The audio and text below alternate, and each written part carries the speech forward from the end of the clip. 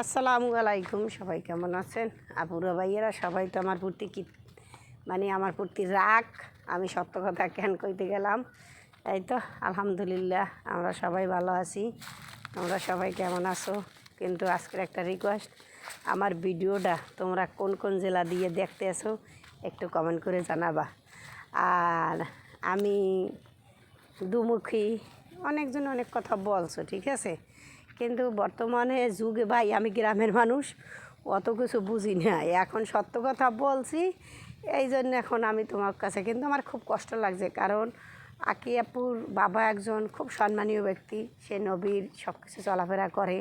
তার মেয়ে যদি এরকম চলাফেরা করে, হ্যাঁ তো এমনি কষ্ট লাগে। হ্যাঁ, পরে আকি আপু লাইভে আইয়ে বসছে, আকি আপু লাইভে আইয়ে বলছে যে ঠিক আছে আমার ওই শ্বাসটা প্রায় মানেই পছন্দ করে নাই, এটা তো আমার সাথে একটা ডিড হয়েছে। যাই হোক, আমি ভুল বুঝে তারে দুই একটা কথা বলছি, এই জন্য ভাই সরি।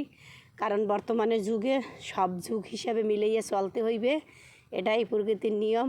ভাই আমি যদি ভুল করি তোমরা আমাকে মেসেজ দিয়ে জানাবা যে আপু এইটা এই বেল নেই বেল, এই জন্য কাল ঠাস করিয়া আমাকে আনসাবস্ক্রাইব করো আর না করে। শোনো, রিজিকের মালিক আল্লাহ। আমি মিডিয়া জগতে আসছি 4 মাস হয়েছে আইছি। আগে কি আল্লাহ আমাকে খাওয়ায় নাই? আল্লাহ আমাকে খাওয়াইছে। আমার সন্তানরা কি লেখাপড়া করে না? আমার সন্তানের লেখাপড়া, আমি প্রত্যেকটা মাসে আমাকে 40 থেকে 50,000 টাকা আমাকে খরচ আছে। এখন এই জগৎ টাকা দিয়েই কি আমাকে চলতে হইবে? হ্যাঁ, আমার কষ্ট লাগছে।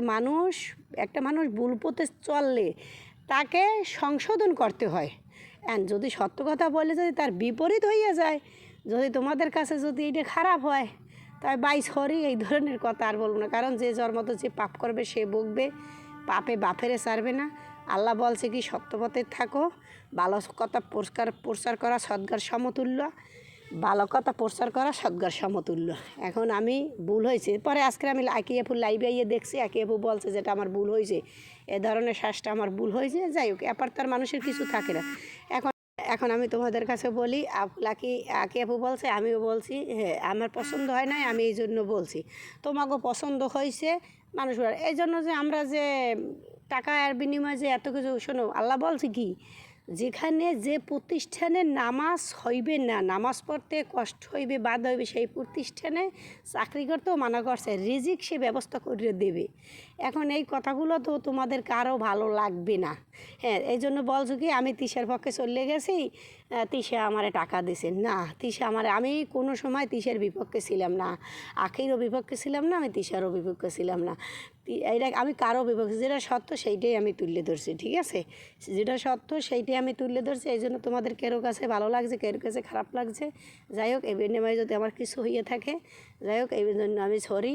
আর আমি ভুল পথে থাকলে আমারে তোমরা বললে দিও যে আপু এইটা ভুল হয়েছে, এভাবে বলবা না, তোমার ভিডিও তুমি দাও আর তোমার মতো তুমি চালাও, কারণ ইয়ে কথা বলা তোমার দরকার নাই, ঠিক আছে। একটা মানুষ এক পক্ষে থাকা উচিত, যে ভুল পথে চলে তাকে সঠিক পথে আনা উচিত। শোনো, দুনিয়ার 2 দিনের সুখ তো আর বড় সুখ না, এই তো শেষ জবানা, বুঝছো, কেউ দোষ কেউ ওই কইবে, কেয়ামতের লক্ষণ, কেয়ামতের লক্ষণ। তোমার দোষ আমি কমু, আমার দোষ তুমি কবা, এইটাই পৃথিবীর নিয়ম, বুঝছো। এই লইয়েই খালি আজ 4 মাস ধরিয়া খালি এই লইয়েই লাড়াচাড়া করতে আছে। আর একটা কথা বলছো যে হ্যাঁ, আমার কথা হয়েছে আয়াত যাবে বেড়াইতে, কেন মার কাছে যাবে না, আয়াত বেড়াতে যাবে ইনশাল্লাহ। ওর পরীক্ষা 4 তারিখ আরম্ভ হইবে, পরীক্ষা ইনশাল্লাহ ও বেড়াইতে যাবে, মার কাছে থাকবে, আওয়াজ করবে। আমার কারোর সাথেই কোনো রাগ নাই, আমার কারোর সাথেই কোনো বাজাবাজি নেই, আকি আপুর সাথেও নাই, আর আবদুল্লার আম্মুর সাথেও আমার কোনো বাজাবাজি নাই। তোমরা সবাই ভালো থাকবা।